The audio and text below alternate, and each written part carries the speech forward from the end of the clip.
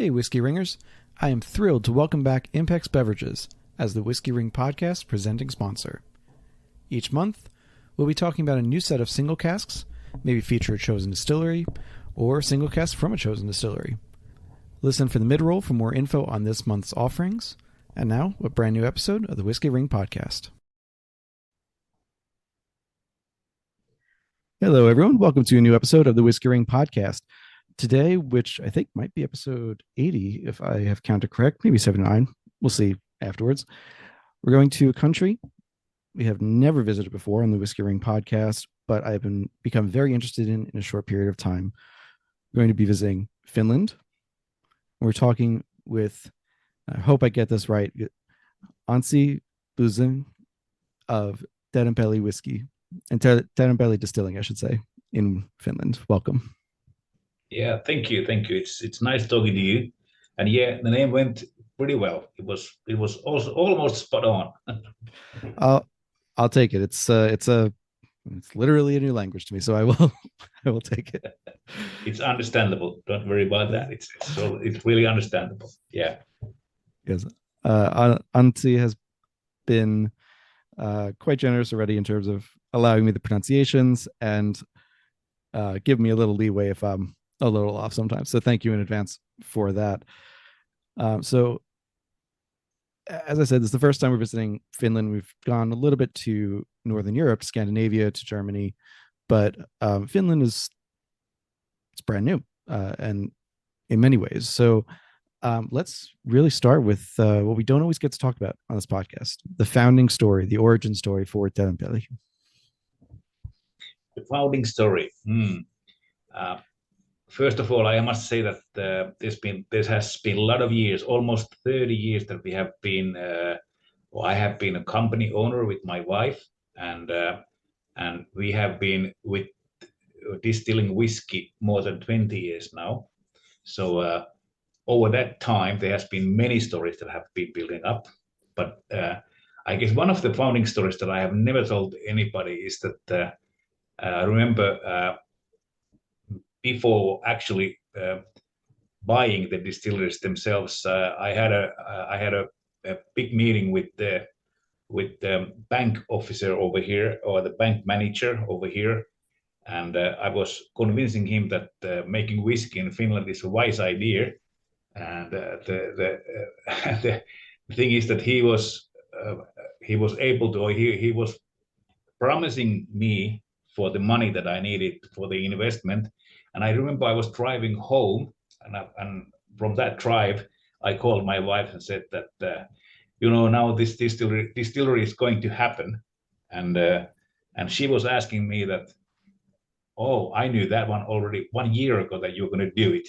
So that is something that I had never told to anybody, but it's really maybe it's a promising thing about, or it's telling something about family-owned company, which we are, of course, are, and our background story is basically coming from our own family, our restaurants that are able to sell our whiskey, and of course we have a lot of local things over here. We have really good water, we have really good barley, and then we have really the enthusiasm of the people who work behind the whiskey. So at least there's something what I enjoy to tell about, or what I would like to say about the background.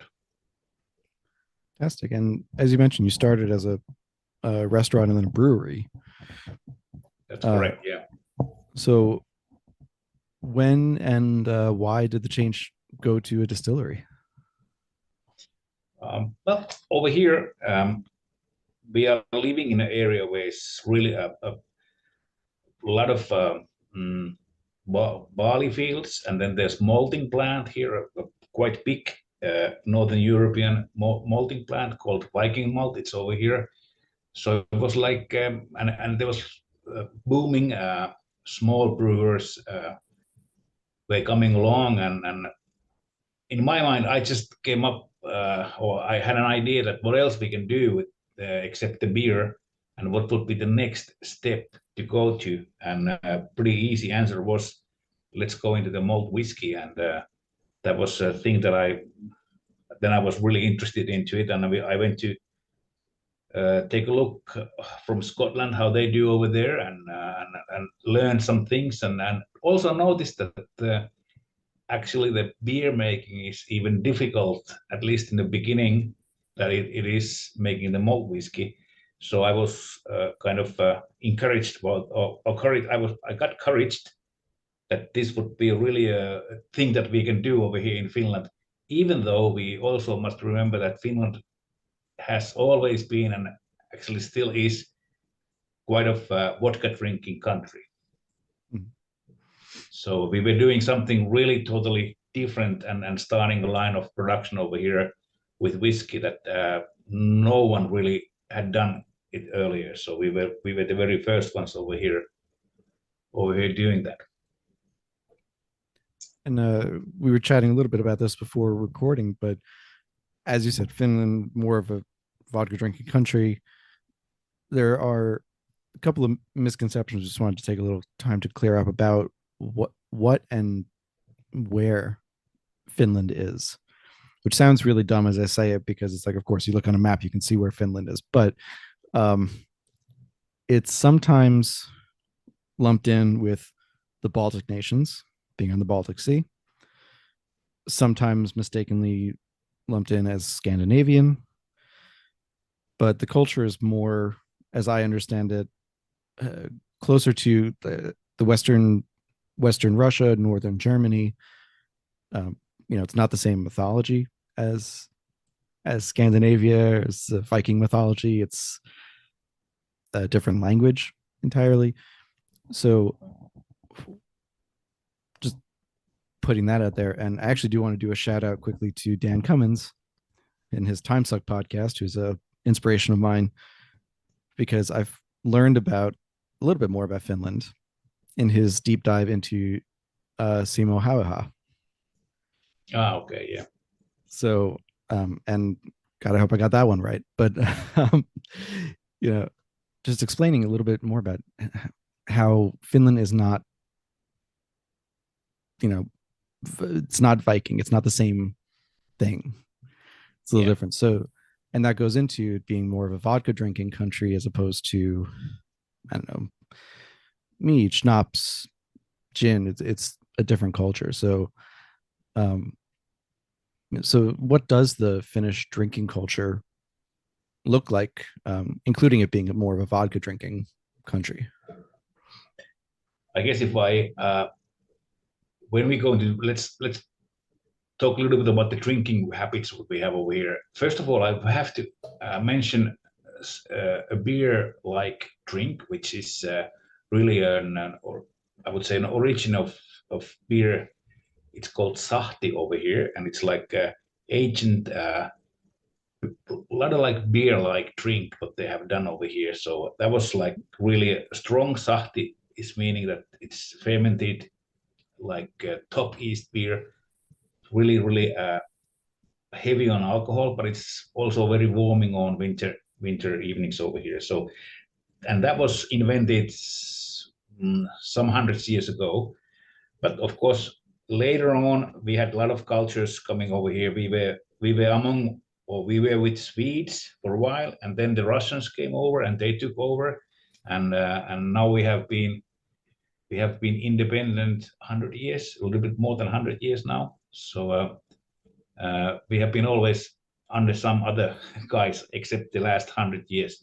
And I guess we had the prohibition, we had all these things, what also Americans had. And after the prohibition, our alcohol culture was really government hold in every aspect, and pretty much the cheapest alcohol you were able to get was the vodka-like drinks, and then of course we had some beers again made, but that was like a brewery-made beer. So we really never had chance to learn anything about, like, let's say, good wines or good whiskeys or other things. It's like and also of course the alcohol is very highly taxed over here. So the tax is also something that's really making the drink very expensive, and this is also the reason that we usually drink more strong alcohol, and the reason to drink is not really the taste. It's maybe even to get drunk. So that's I guess this is a little bit something about the basic lines what we have. But all of these luckily are past, and something new is coming along, or has come along now, and we are going into better direction at the moment, or have been going already at least for 30-40 years. So things are getting better. By getting better, do you just what do you mean by getting better? I'm just curious. Yeah, getting better in a way that there's other types of drinks are more available, also more affordable, and of course people are getting maybe more wealthier, so they have money to buy other drinks, and other type of drinking cultures are flowing in smoothly. And like us, we have been making beer almost 30 years, and then making whiskey for more than 20 years now. So it's like an evidence of that people are really getting open-minded into other types of drinking cultures also. So it's a good thing. And, this is what I mean by that. But maybe one more thing about where we are at. So this is also one thing that I, as we all know, the situation in the Europe at the moment. So we also have 1,000 kilometers borderline with Russians. So it's like we are in a positioning that it's like also really stressful place to live in, at least, and especially at the moment. But luckily, we are also almost NATO members, so it will take some more time. But we are getting like our, how would I say now, that our background is, or our what is the word? Maybe you can cut here, but what is the word for it? Anyway. The kind of getting the paperwork together. Yeah, the paperwork is getting together. Yeah, that's right. And we have the better armed forces behind us, and we are ready to hold on the border if something happens. Luckily, nothing has happened over here at the moment, but the true thing is that we have a lot of borderline with the Russians, and I guess it's not the best possible positioning. But anyway, yeah, maybe I did answer your question. I'm not sure, but maybe yes, I did. Yes, absolutely. And yes, I think that is an unavoidable thing to mention, that you have pretty much, I think, the second longest contiguous border with Russia. I have to double check that. I think that's correct. But either way, 1,000 kilometers is nothing small, for sure. Yeah.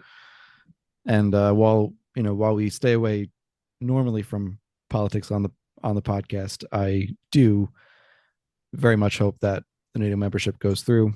We welcome you, certainly. And I kind of doubt that I've got listeners who would disagree with me. If I've got a couple of Russian listeners, sorry. But I'll end the politic part there. Yeah, we can skip politics on that one. We can leave it on exactly. That. That's fine. Exactly. So with the, I want to obviously spend time on the products as well, and the whiskeys that you're putting out. But it, again, because it's the first time we're talking about Finland and visiting there, there's so many questions that I have just about the country and about the history of alcohol there. And with the state-run monopoly that you've had since Prohibition ended in 32 for Finland. Yeah. And adding that to the kind of core vodka drinking culture that might be changing now, but has kind of held for, let's say, nearly a century. What has that meant for distilleries trying to get up and running that are creating whiskey or other spirits other than vodka? Like, has it really stopped or held back that development over the years? I do think that it has held back.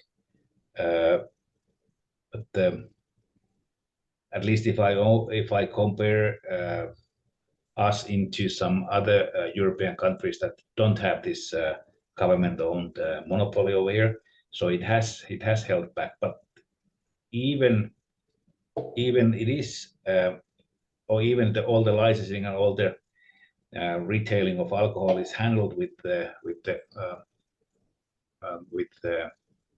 Alco. That's what the company is called.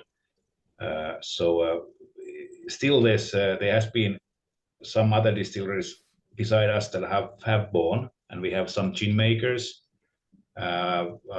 also some vodka makers, but mainly it's gin and whiskey what people are making here, or the small newcomers, I would say, are making.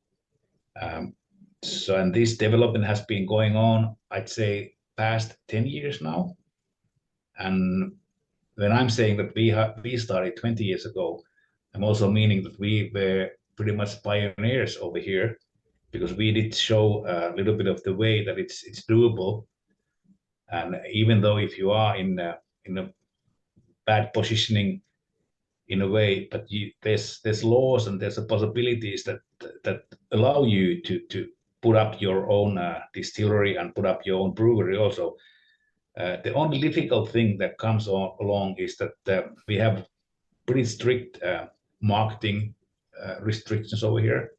So it's like what I always said, that you can make the alcohol, that's okay. You can get the license to make the alcohol, but you cannot tell anybody about that. So it's like it's really difficult to sell it then.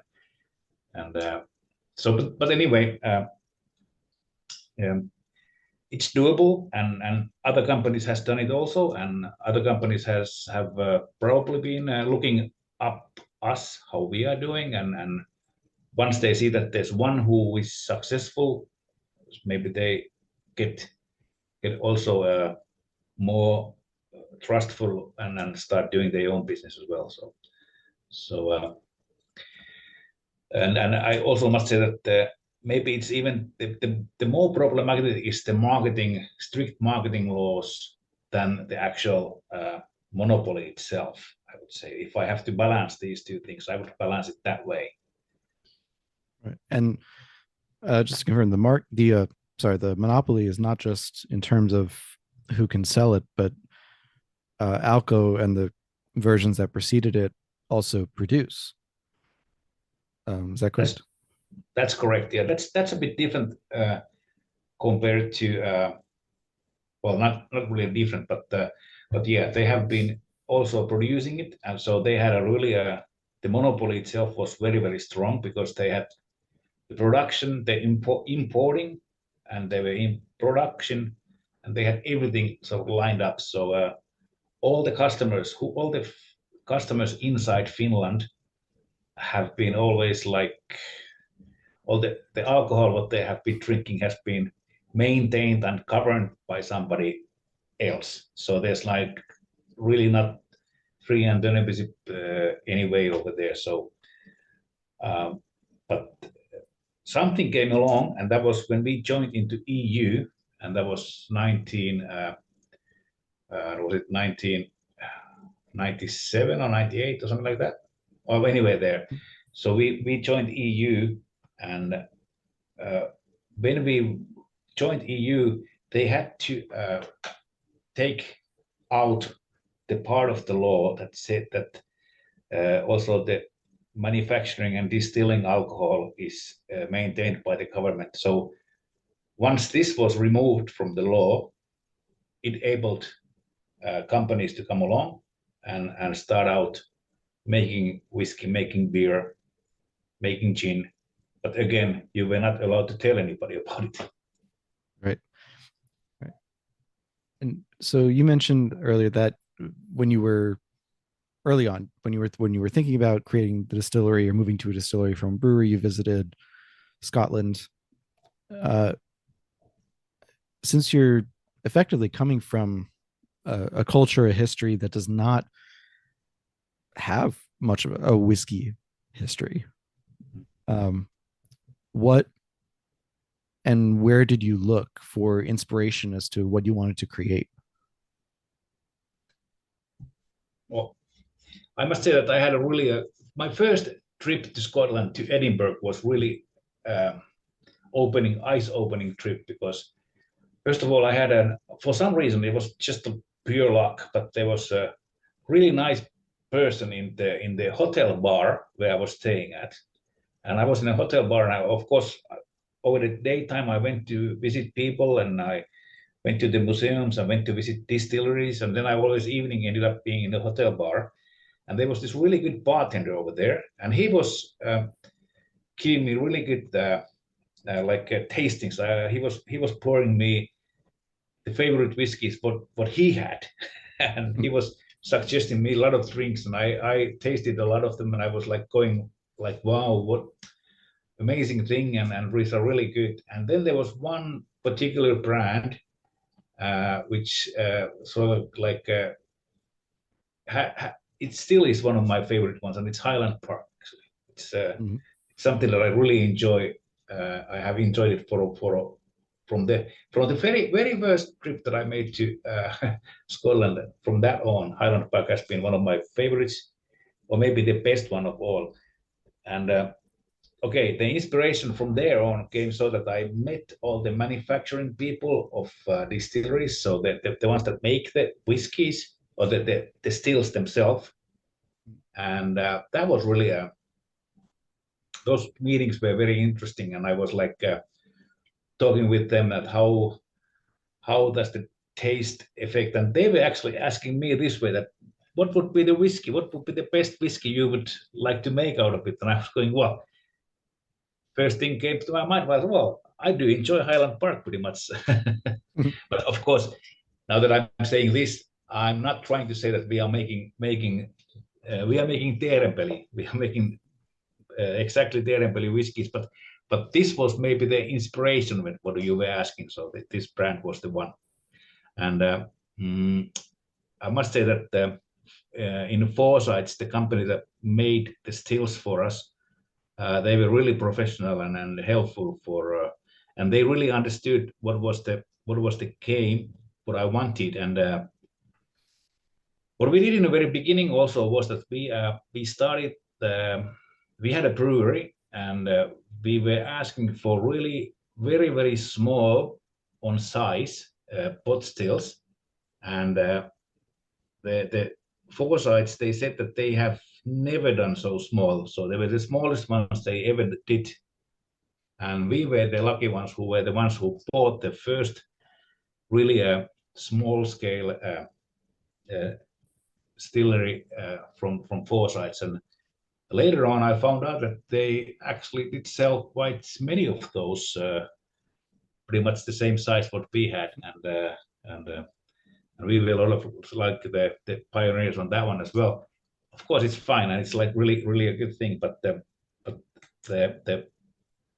the and the basic idea of what we had and the reason why we did buy that small stills were really we could not fit in any bigger, because the place where I had or where I wanted to put it in, it was so tiny and small, so we had to fit the stills into that place, and there was no other possibility. And we did also one other thing what we did in a very early stage was that we joined the beer making with the whiskey making. So we made the whiskey birth in the same mashing and same kettles what we used for beer making. So that was also something that we mixed up these processes, these two different processes in the same equipment. So that was also something of an innovation type of thing what we did. So for you, the beer that you sell in the brewery is then the same beer that is distilled to make the whiskey? And no, we do it's the equipment. We have the same brew the house. same. Okay. Yeah, Gotcha. same brew house makes the whiskey worth, and it makes the beer worth. So both done in the same brew house. Gotcha. Okay. I asked only for clarification because I know there are a couple of companies that make they make a drinkable, delicious beer, and sell that, and then that same beer is distilled, but it's pretty rare because usually the distiller's beer is kind of, it's all right. It's not the stuff that you necessarily want to drink. You want to distill it. So just wanted to make Mm. sure on that one. Yeah, yeah. Those. I mean, the equipment was the one that we used, but of course the malts and everything would be used for whiskey was different than what we used for beer. So the equipment was the one that we used for both, and mm, this was also at least in Scotland they said that they had they had not heard about anybody doing that one before. So that was like more than 20 years ago when I was talking with those guys. They said, well, that's a clever idea, at least in their mind, because again, coming from Finland with no background of making whiskey, so I was able to say, well, let's do it that way, and at least let's try it that way, and it ended up being a good whiskey. Yeah, I was thinking that you have a lot of latitude in how you can create something because there's just so little, if any, history. You can create that history. You're not changed to any of it. Like some of the newest distilleries that are popping up in Scotland can be completely different than what we think of as Scotch whiskey generally, and yet they will inevitably be compared to other Scotch whiskeys because of that history. But Teerenpeli can be whatever it wants to be in terms of its whiskey production and tastes and such. There was I wanted just to mention, I did not know that Highland Park was your uh, your favorite or one of your favorites. It's also happens to be mine. Okay, that's Um, good. it's how I got into peat. It's how I got into smoke. I just love. It's probably the second or third highest volume or number of bottles that I've got on my shelves is Highland Park products. Love them. Um, that being said, I mean, I've gotten to taste two whiskeys from Teerenpeli, the Kaski Yes, and Porti. yes, yes, good. Um, thank you. And I, granted, not all of Highland Park is in port or sherry, but um, I wouldn't necessarily think of them like they didn't remind me of Highland Park malt. So there is it's your favorite, but at least to me, it didn't seem like there was necessarily, like you said, you weren't trying to recreate Highland Park. No, You no, were no. trying to make your own thing. Yes, I guess Yeah. I would maybe I would say a couple of words on that one. What I enjoy and what I was thinking of when we did the Highland Park tastings and when we did our own Kaski and Portti, as you said, what you have tasted. There's also a little bit of the movement in a glass, the richness in the taste. Those are the things that I was looking for, and those are the same things what we have in Highland Park, and of course we are missing with the Kaski and with the Portti, we are missing the peat from there. It's not that heavily peated, no way, not even close. But still, the I guess the feel of the whiskey itself and how it moves in the glass and how it's like rich in that way. That's something what I've enjoyed. And it's like what it looked like. The whiskey looked like maybe more than tasted like. So that was something what I enjoyed. Uh, yeah, yeah. So, going into the products, I mean, you're and the process. You mentioned you've got fantastic water and volcanic soil. You've got barley growing there. I'm assuming barley and possibly rye. Um, We don't use any rye, but the barley. We use but barley. barley. Yeah. Um, so the we've talked with other kind of northern latitude distillers. Very few, if any, they don't use wheat. They don't use corn because it just doesn't grow there. So it makes sense to use the barley. Uh, when when you were creating the things, I'm all about the why and the how things happened. you already had a beer profile for the Right. Yeah. brewery from that came from the barley, and that did. I'm trying to figure out how I want to word this. When you were thinking about those first runs of whiskey and distilling, um, what kind of house flavor or what kind of profile were you going for? You said you didn't want to replicate Highland Park. It was going to be something its own unique style. What were you going for, and did you achieve it? Well, I must say that when we started out in a very, very beginning, uh, of course, we noticed out that our spirit itself was quite good. We did actually send it to evaluation to Scotland, and somebody there also said that it's really a good quality spirit itself. But when we placed it into the casks and left it there to mature, uh, I must say that I was not sure what is coming out. I was not sure what is coming out, and I was like there was like a jump in the darkness, or whatever way you want to say it, because uh, you don't really know what the climate will do. You don't really know what the cask will do, and then there were so few casks in the beginning that they placed into maturing and into warehouse. So it's like we were really like experimenting the whole way of the first, let's say, 5 6 years before we did found out that what are the things that actually match up with our production, our spirit, and all that. So it took a while. It took many years, and of course, maybe we would have been faster. But then again, I had I had an I had a restaurant business to run, I had a brewery to run, so there was like quite a bit of work to do there. So I was not able to concentrate 100% on the whiskey. Maybe I should have, but it's always easy to say afterwards. Of course, of course. And I mean, this is at a time, it's 20 plus years ago, where whiskey's still, just about to start kind of reviving. Still not necessarily that popular. It's just on the cusp of exploding again. Yeah. So it's not like there were casks everywhere or things like that. Uh, when you were playing around at the beginning, and there's also a question for now.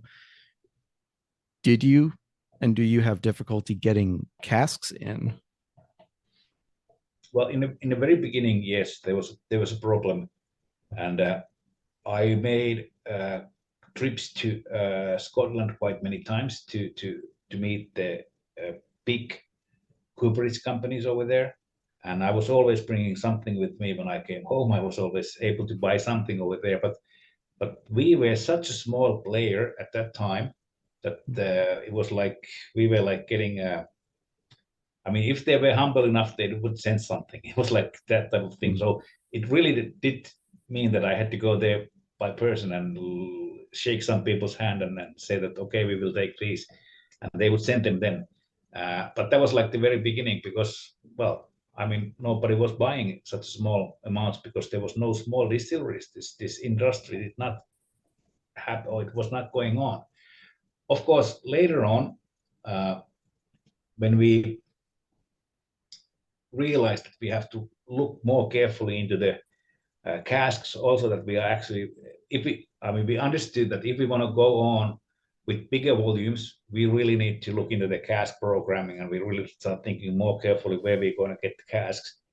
And then we were able to meet up with other companies also, mainly Spanish, and mainly the company, because we were looking at companies that make ex-sherry casks and all those. And so that was like and we did, or we were able to find out really a good cooperation company from there. And we are, let's say, we are right in the source. We buy it straight from the cooperies from Spain, and we still do buy straight from companies like, we are getting ex-American cask, and we are getting of the Scottish ones also, the Scottish cooperage cask also. So it's like now we have a lot of different sources, but in the beginning that was not so easy. Or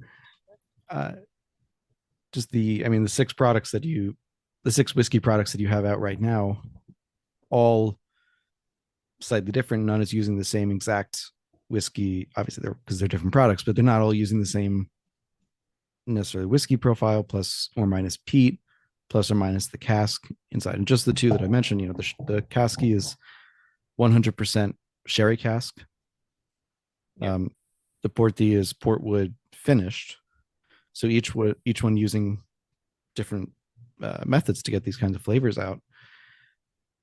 And it's fascinating to hear you were able to take the time to kind of figure out which casks worked. Even understanding that you had, you were limited at first in terms of what casks you didn't even get, just because it was difficult to get casks in. But I still, people should appreciate the fact that you still took the time to figure out which ones worked and not just throw it in a sherry cask because it could work, but putting it in a sherry cask because it did work. So I like when people kind of use that, let me rephrase them. I like when people put in the work in that way. Yeah. We did also find out that little bit. You did talk about the profile of the spirit what we have, and later on we have found out that it also has something often a spiciness when you talk about the spirit itself. Even though we have our 10-year-old at the moment, what we have been doing bottles, but especially in a 10-year-old, you'll still find out that the spiciness of the actual spirit in the beginning is still there, and it's really I'm really happy for it, because that is also something that you notice, or that is how if you are doing blind taste, you even might find Teerenpeli from the road because of the spiciness of the early spirit in there. So that is something I'm very happy about it. It comes from the combination of the mold of the stills themselves and the size and shape of the stills, and of course the cut points as well. All those are the ones that make the spiciness into the spirit itself. And I'm happy that we have something that is unique for Teerenpeli in that way as well. Of course. And to go just jump back to the stills quickly, fourth sides, they're smaller, and at the time they were the smallest that fourth sides had created. It was new. So I can see a picture of the still in the background for me, but for audio listeners, what do your stills look like? Now, the spirit still itself, it's the size of it, or how big it is. It holds 900 liters. That's the spirit still. And the spirit still, which is of course the one that is really making the difference, it also has a little bit of an first of all, it's not very high. It's quite how do you go now? Well, not high, but like rounder, or lower. Okay, lower, not high. It could be. I mean, I've seen quite many these stills, and mainly they are higher. But this is not high because once again, it's also the place where we had to put it in. So I was not able to fit in any higher in there. The lye pipe is pretty well. It's a little bit on a slope downhill, but not too much. It's a little bit slope downhill. But I guess one main thing is also that there's like a quite big oil lamp the bowl in there. Mm-hmm. So that's quite big when you take the whole size of it. So the oil lamp is there, and it's really and then also one thing that it makes it as a Teerenpeli stills, it's like really a Teerenpeli fit into it. And also there's some other things that are also amazing. That what we have is we have also because again, it's 900 liters, so the manhole is not big enough to fit actually a man into it. So we have bolted in it, and we are able to cut it out from the when the pipe begins. So we are able to cut it out from there and chip that one on half. If somebody has to go inside, I mean, well, so far nobody has to go. But if there's something that needs to be taken care of, maintained or whatever, but this is a little bit different from the stills that are used normally, and of course the pot still. That's the thing. I do. How do you say now? I'm a pot stiller for the. And I believe that the best whiskey is made with the pot still. I do believe that one, but I know that there's other people thinking some other way. I mean, I would never judge someone for. I won't judge for using one still type or another. I also happen to like pot still. I think gives a little more, sometimes a lot more, body, in particular, body, and that spice note too. Yeah, character in there, so it's like lives so much more into the spirit itself. Yeah. But yeah, but the stills, and I must also add that we did by when we went to the bigger place and into our new distillery. That was 2015, and we did buy. And we have 2 of those 900 liter stills there. So it's like, so we wanted to keep the original spirit still size and shape, so that it would keep also for the future. And this was done in purpose. Right. You were growing, but you didn't want to change what was working. Exactly. Yeah. That's the thing. Yeah. Sense. So when you were moving to the larger space, was that just in recognition of growing your volumes that you were able to produce? Yeah, that was like that was 2015 when we started it. So the decision to make the new investment was done. Was it 2012, 2013? And we did build up a whole new building, and the whole setup was done again. And this is now a little bit outside of the city center, so it's like easily to all the trucks and everything is a lot more easier than operating in city center where we were earlier. And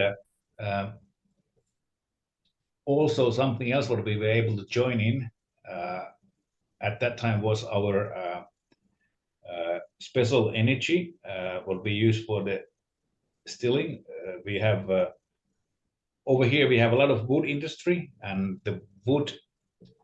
from the wood we have a lot of overflow. There's like these pellets, what you call them, and we use that residue from the wood industry, and we heat up water, or we heat up water that is over 100 degrees, and we'll use that one to run our stills. So it's like how would you call it? It's like a carbon oxide free, I guess you would say. So it's very it's a lot better than oil or gas, what was also a possibility, but we decided to invest on the little bit different, a little bit more green way of making the heat to run the distills or the distillery, and also the brewery is run by that same energy. So, and that was also possible, or came possible to do it when we were placed on the outside of the city area. The newest line from Impex Beverages has arrived. Hakata Whisky is distilled and matured in Fukuoka, Japan by the Hikari Distillery, using 100% barley with a touch of koji fermentation to add savory umami to the pours. 4 expressions are currently available: the 10-year, 12-year, 16-year, and 18-year. All are fully matured in first fill and refill Oloroso and PX sherry casks, then bottled at 42% ABV. Each release speaks to a different palate, and each is truly unique. If you love sherry dominance, go for the 10-year. The 12-year adds reminders of red wine sangria and a stone fruit salad. The 16-year lessens the sherry influence a bit to open juicy fruit and bubble tape gum, jelly donuts, taking your thought to the boldest of the bold Australian Cabernet Sauvignons and offering a demi-glace-like mouthfeel. Finally, the 18-year-old returns to those sherry roots, bolstered by the Australian red sensations from the 16-year and inky black Tempranillo wine feelings, imparting black cherry, golden raisins, and dark honey in Lady Grey tea. Each of these expressions brings a different dimension to the sherry, and there is truly one for every palate.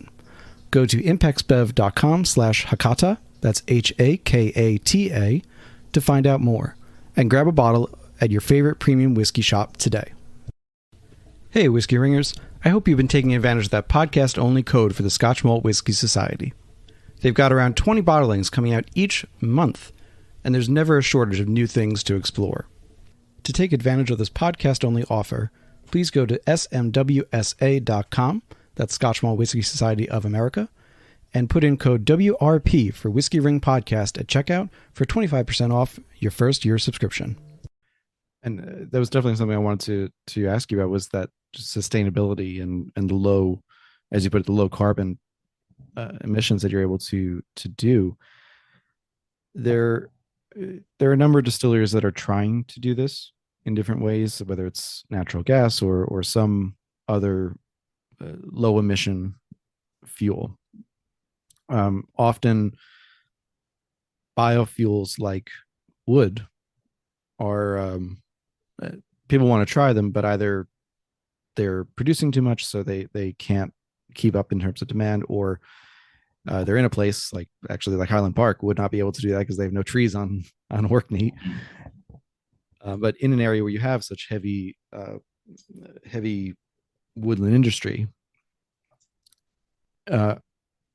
is it also just more practical and less expensive to use these wood pieces? It is if you compare it to oil or gas, it's less, it's cheaper. Yeah, it's cheaper. Of course, now all the energy is very high, but when we started, it was a cheaper choice or cheaper solution. When we decided to do this there was I did not, nobody was telling me about sustainability things, anything. I was just doing it because I thought that it's wise thing to do. Later on, we have learned that it's the really a good word for using it. It's sustainability, and the whole idea inside of sustainability. Of course, there's a lot of things, but this green energy is one of those good things that you want to do for the world.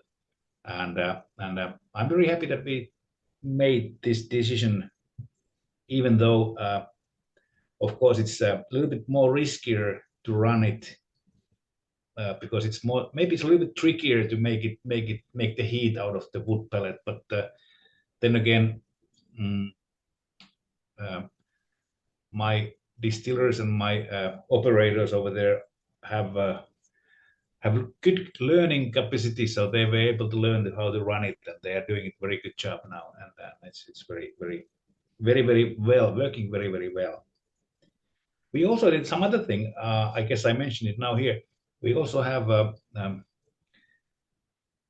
nowadays we do our storage, or we have our warehouse, so that we place our casks into old unused or unused freezing containers. They are like isolated containers, but and they earlier were used for, well, traveling when you take all the frozen goods around the world. So these containers are now containers when they cannot be used anymore for that purposes. We are taking them in and we use them as whiskey maturation containers. So that is also little bit of an innovative thing what we have done over here, and it's working actually pretty good.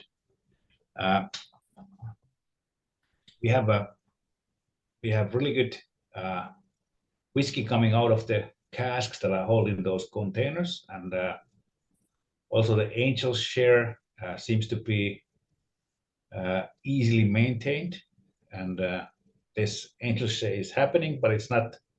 You are not like losing too much. If you're gonna lose too much for angels, I don't know, but anyway, it's like an it's a good way to do the warehousing.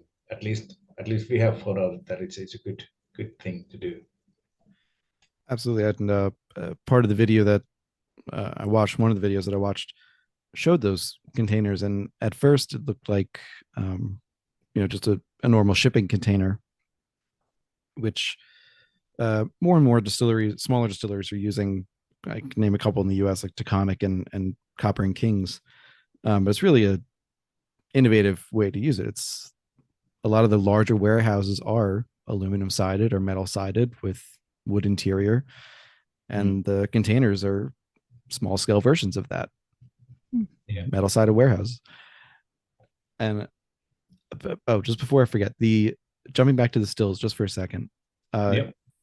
You said the wood is used to heat the water for the stills. So the stills are not they're not direct fire, they're steam heated. No, actually it's a pressurized water that goes, pressurized piping line that brings the water into it. So it's like 120 degrees in Celsius that it circles inside of the still, and it heats up the no, sorry, not inside of the still. It's going through a heat exchanger, and also the earth is run through by the heat exchanger, and this is how the heating happens. Gotcha. Okay, just want to make sure that before I move forward. Okay, so back to the maturation. Yeah. So these former freezing units, refrigeration units, I'm kind of surprised, just because I would think with the climate of Finland that you wouldn't necessarily need cooling apparatuses. Like, it would be generally just cooler up there. So what is the climate in which you're aging? You mean, what is the temperature inside of the container? Or more just generally, in your area of Finland, what is the climate like, the temperature, humidity, those kinds of things? Yeah, we have of course we have winter. Like at the moment we have winter here, but still it's like I can see it from here. It's like +4 in Celsius. So it's like and at this time of the year it's pretty warm. Normally in February you might get -10, -15, which would be pretty normal, and you might get even -20, but that would be like maybe 1 week, maybe not more than 2 weeks. It's always like very short period that you get really, or you might get the heavy or high or cold weather. Let's put it this way: you get a cold weather, but that would be like 1 or 2 weeks in a year. And then mainly it's been like this past winter time, it's been like from plus to up to -5, so it's between there, and which mean and sometimes you get snow, sometimes you get a lot of snow at the once, and then sometimes it might take even really a lot of time before you get the snow. But normally over the Christmas time you have snow in here. It's really rare if you don't have snow over the Christmas time, and then the snow will last up till March, and then the spring starts, and so when we go to summertime, it can be again week or 2 weeks. It can be quite hot, but that's all. And then it's normally like from +15 Celsius or maybe plus up to plus 25 or 22 Celsius. So that's pretty normal summer weather. Of course, we have rain. Yeah, we have quite a lot of rain. But then again, that varies also. But it keeps the humidity quite high. And also we have a lot of rain, and this is something that keeps the water rolling around. So we have good water coming from the sky, and it is of course soaked into the through the eskers, and we are able to pick it up, of course, to reuse in the whiskey making also. But anyway, the thing is that the weather is it changes quite a bit. But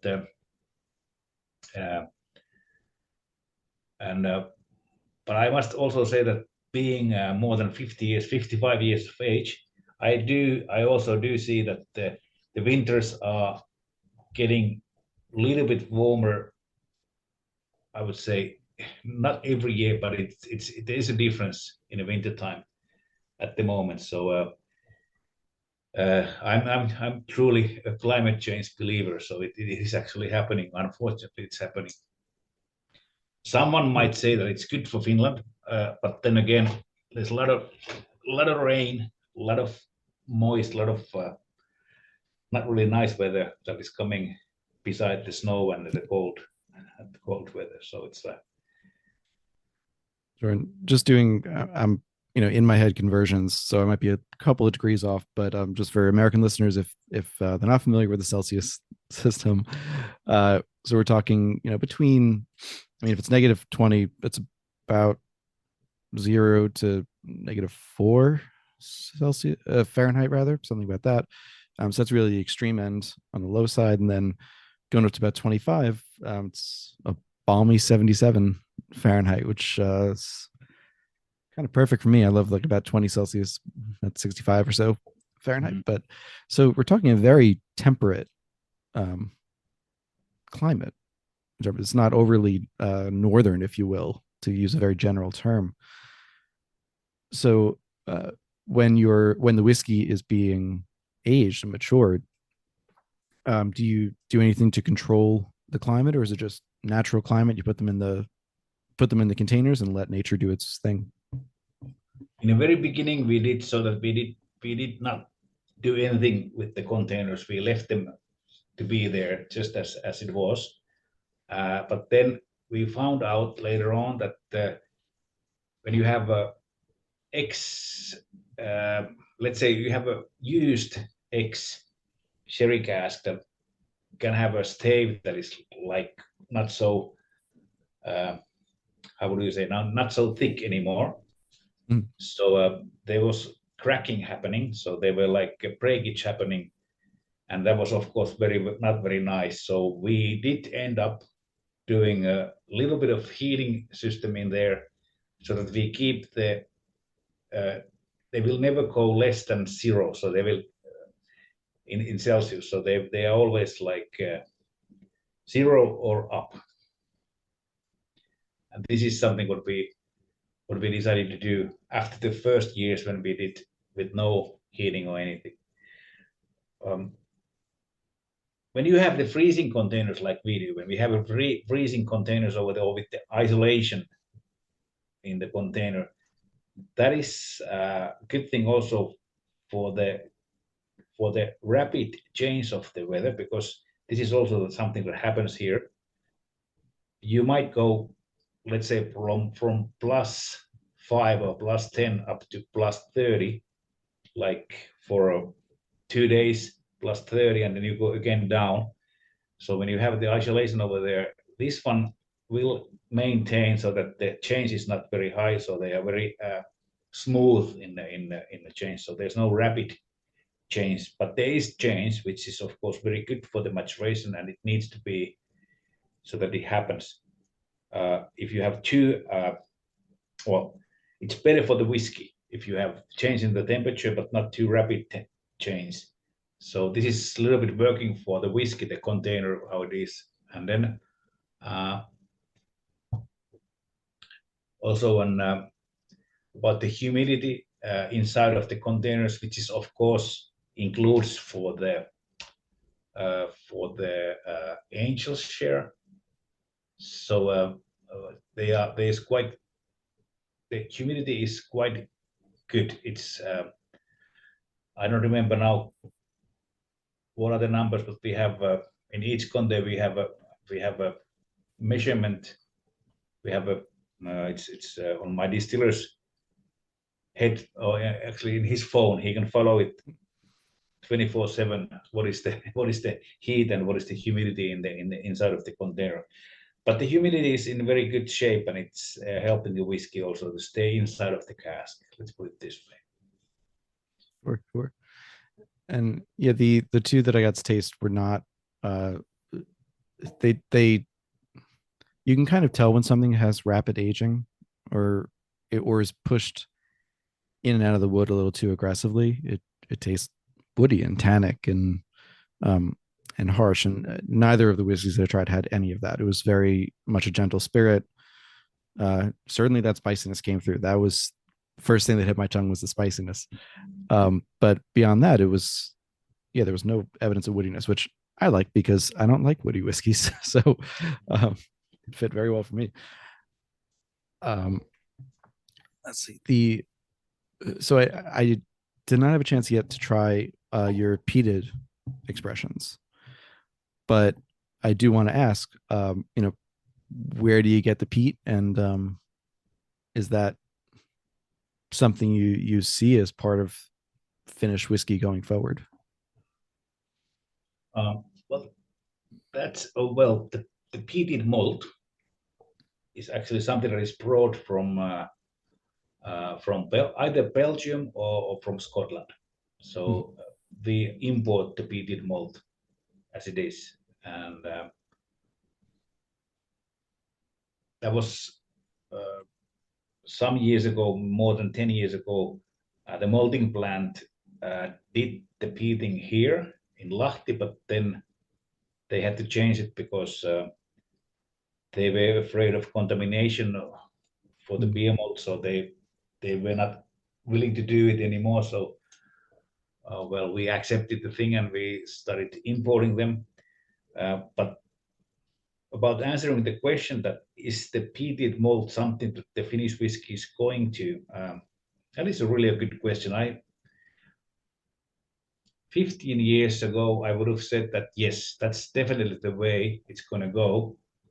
But now I must say that maybe it's not even that one. Maybe it has changed a little bit, because as we know, the peat itself covers quite a bit of the whiskey as it is. So it's like you have to be very careful with the peat, at least these days. You have to be very careful not to do harm for your taste palate, what you have inside of the whiskey itself. So, but yeah, good question, and the direction where we are going at, I think we are going a little bit less peated than at the moment. I would say that that's the way it's going to go. But then again, I might be totally wrong. And you know, like we've talked about, you're creating the UN distilleries, like you're creating the Finnish whiskey scene, the Finnish whiskey tradition as you go. So if that means peat, that means peat. If it doesn't mean peat, it means you can drop the peat. And something that I'll have to double check, but I mean, because you have so much woodland, even though there's surely peat in Finland, you're more likely that people used wood as their fuel. Peat ended up getting into Scottish and Irish whiskey because they were using peat as fuel. So it just kind of came on naturally. But if that's not the case, if you're using wood instead, then maybe peat's not the kind of native flavor that you're going to get. Then when we talk about peat, and then we talk about smoke or smoked, like we have a really long tradition of smoked fish, smoked salmon. This is something what we have done here for ages and ages. So the smokiness in the food product, it's quite common. I would say it's quite common thing. And even our peated whiskey Savu, it's the savu word as a word actually means smoke in Finnish. It's not peat, it's a smoke in Finnish. Right.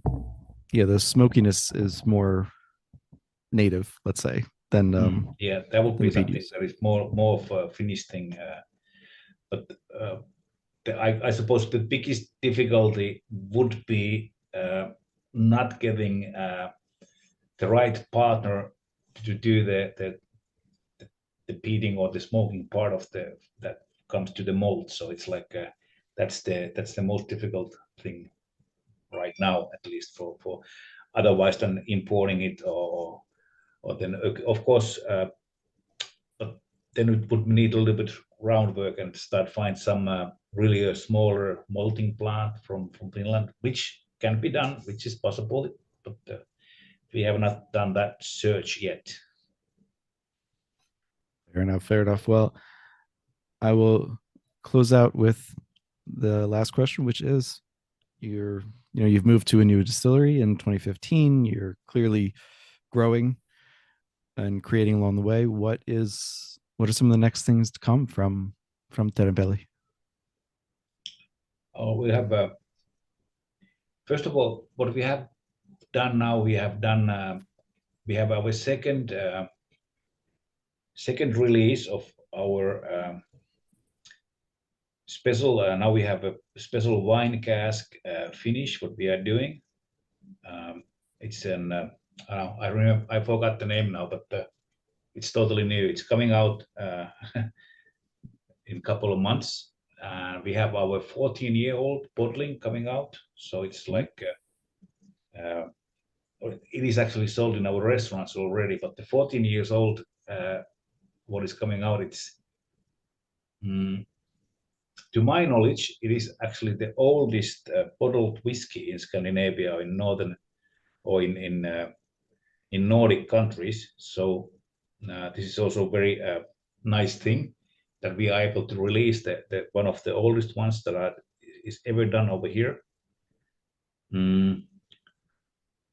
What else is coming along? Well, I would say that we are still in a learning process. We are still really learning a lot of things, and like what we have talked here, we have talked a lot about the maturation of the cask and of the raw ingredients and everything. So we are still on learning process, and we are still like I don't want to say that we are searching for certain things, but it's like learning, and I think the learning will last a lifetime.